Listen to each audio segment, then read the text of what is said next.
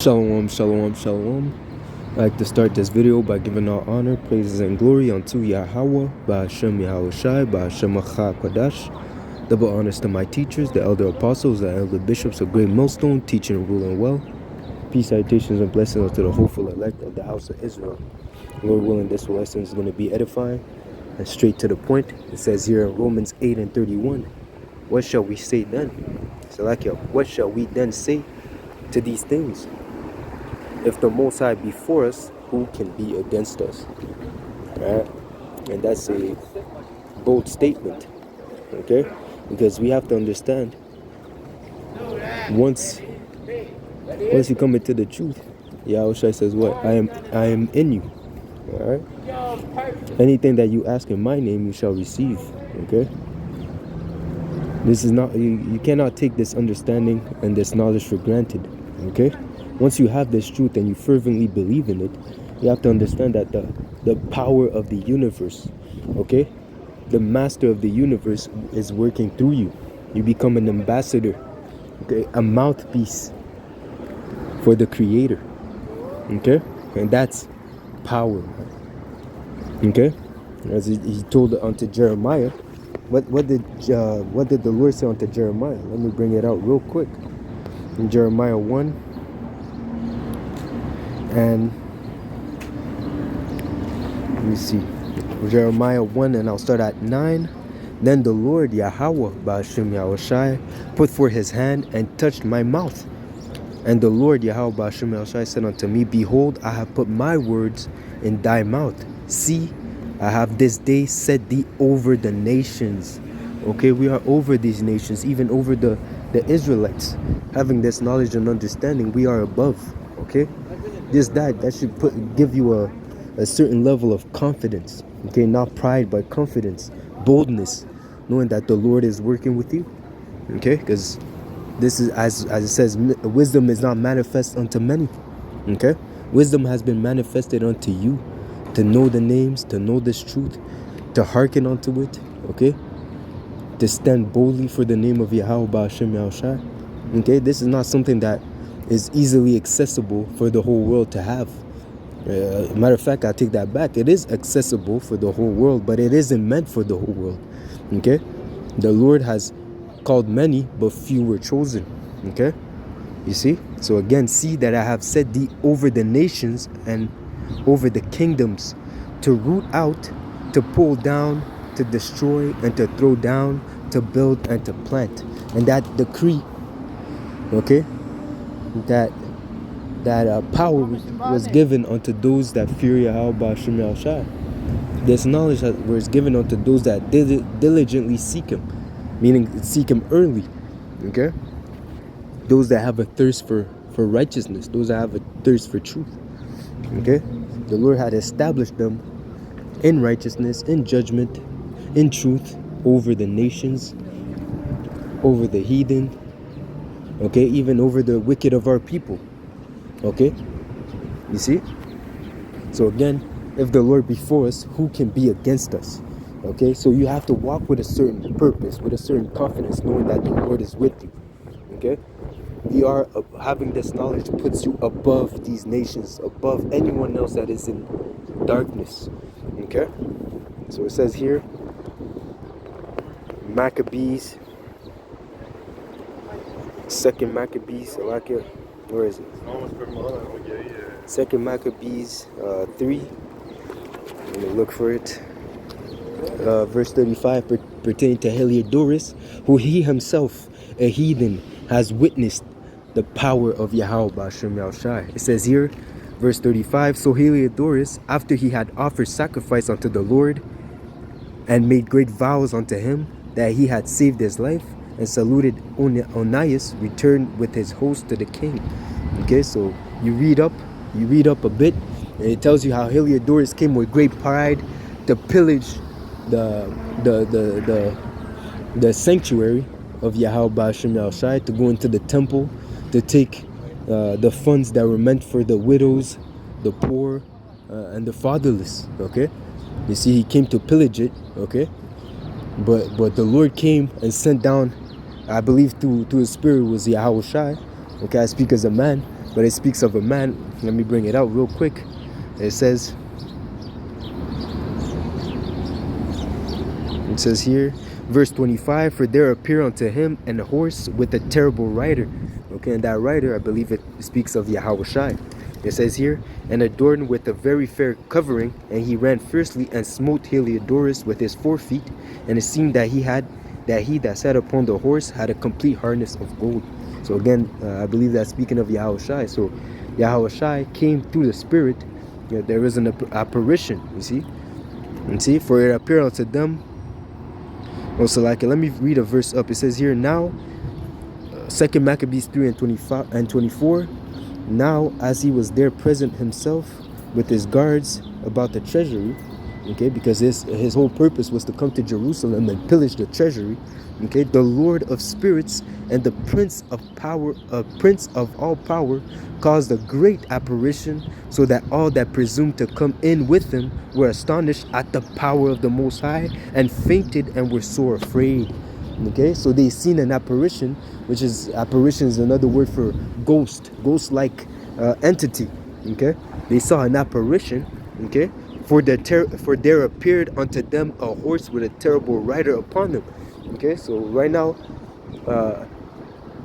the physical and the spiritual realm are entwined, but it's just that the physical, okay, since we're in the flesh, we cannot really perceive the spiritual things unless they reveal themselves unto us through the will of Yahweh Ba'ashem Yahushai. So at that time, that terrible rider was allowed by Yahweh to appear before before the Heliodorus and his men. Okay, and even as it pertaining to Balaam, okay, it's Balaam and Balak. I always forget which one is which. Okay, but that donkey even ended up speaking, telling Balaam, yo, there's an angel in front of us who's ready to kill us. Okay, and go back and read up to that story, man. That donkey ended up speaking in a man's voice.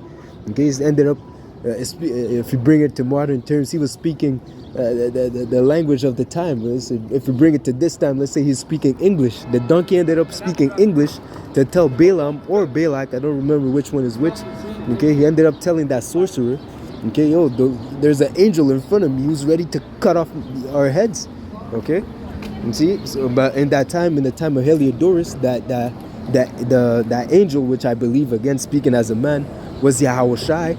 He revealed himself unto Heliodorus and all those that and his hosts. So they acknowledged and seen the power of the Most High. Okay, for there was a terrible rider.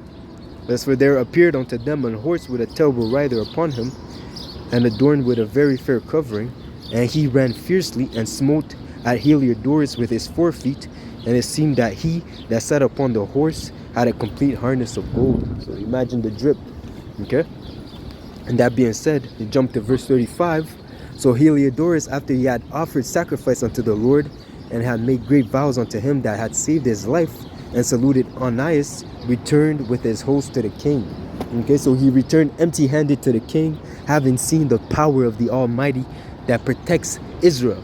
Okay, and then testified he to all men the works of the great power which he had seen with his eyes. So you cannot take it back, man. You know, he's seen it with his eyes. He understood. And again, when Yahawashi returns, that is the reason why all knees shall bow down at the name of Yahawashi, because they're going to see and witness the great power of Yahweh Ba'ashem Yahushai through Yahawashi. Okay? And it says, and when the king Heliodorus, who might, Salakia, and when the king Heliodorus, who might be fit to send yet once again to Jerusalem, he said, if thou hast any enemies or traitors, send him thither, and thou shalt receive him well scourged.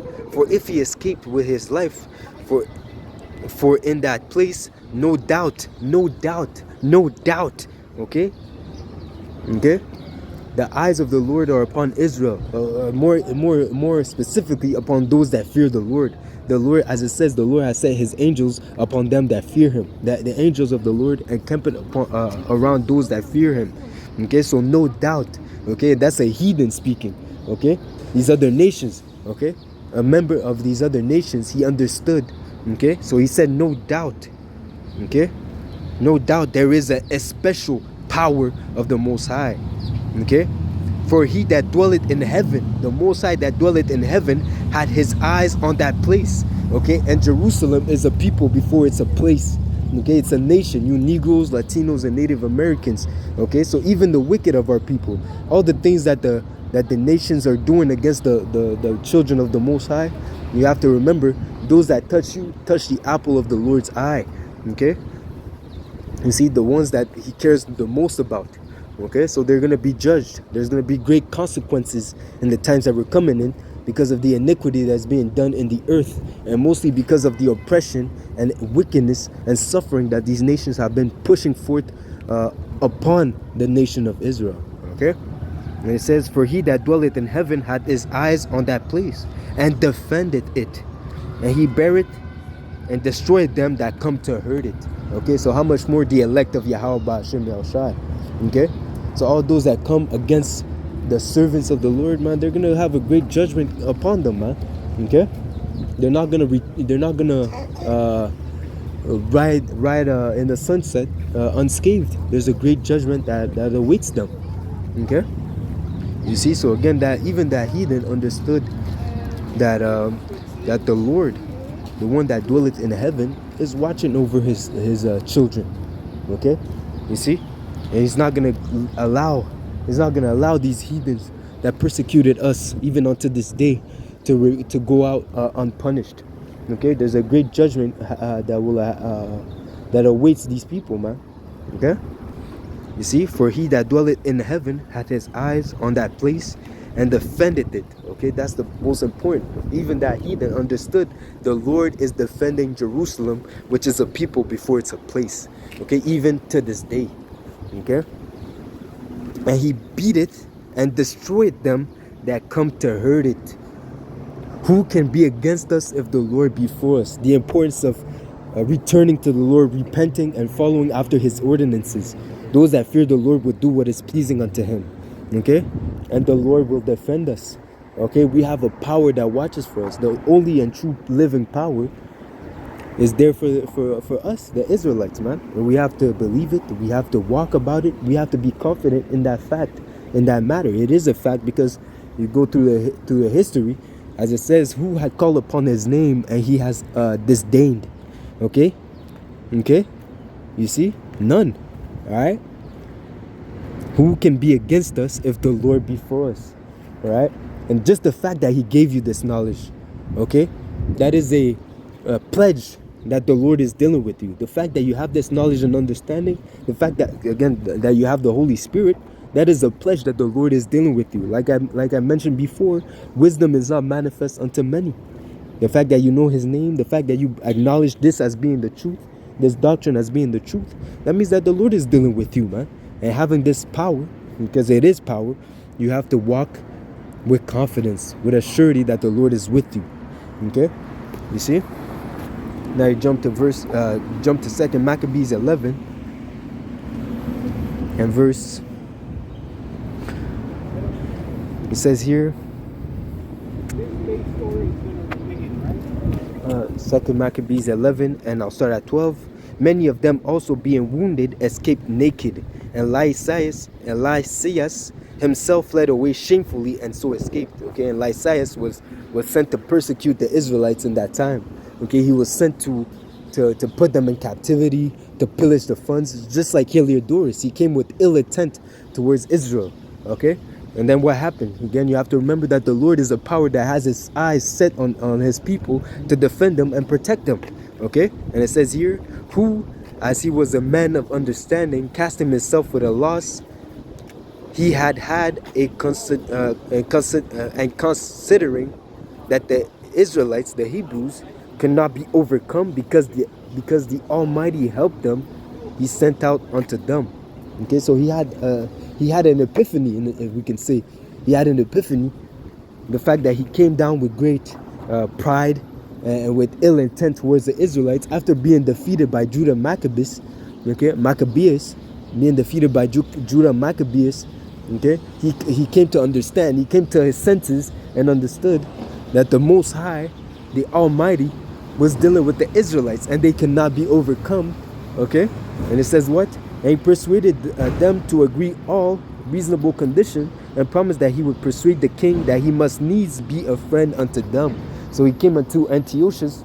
I forget which Antiochus it was, but Antiochus, he told Antiochus that you better get along with these Hebrews, okay, because these Israelites, you better get along with them because the power, the Almighty is with them and defending them. Okay, it'd be a unwise decision, a foolish decision to fight against them. And these niggas and these nations and these nations, okay, excuse my French, and these nations will come to understand this fact.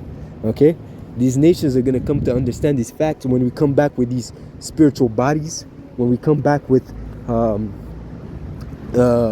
changed. Okay, when we come back in an angelic form, these nations are gonna understand that there is no point to fight against the Israelites. The best thing they can do is submit and obey.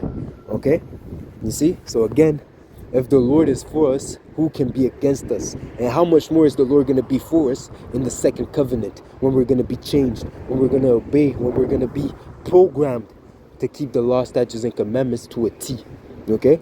So in the kingdom of heaven, these nations are going to understand that they have no choice but to comply and submit to the will of Yahweh Ba'ashem Yahushai. Okay? We're going to beat the law, statutes, and commandments into them. Okay? You see? That the world may flourish and that righteousness may thrive in the earth. Alright? So that being said, Lord willing, this was a quick and edifying lesson. Lord willing, this was edifying. Until next time, shalom, shalom, shalom.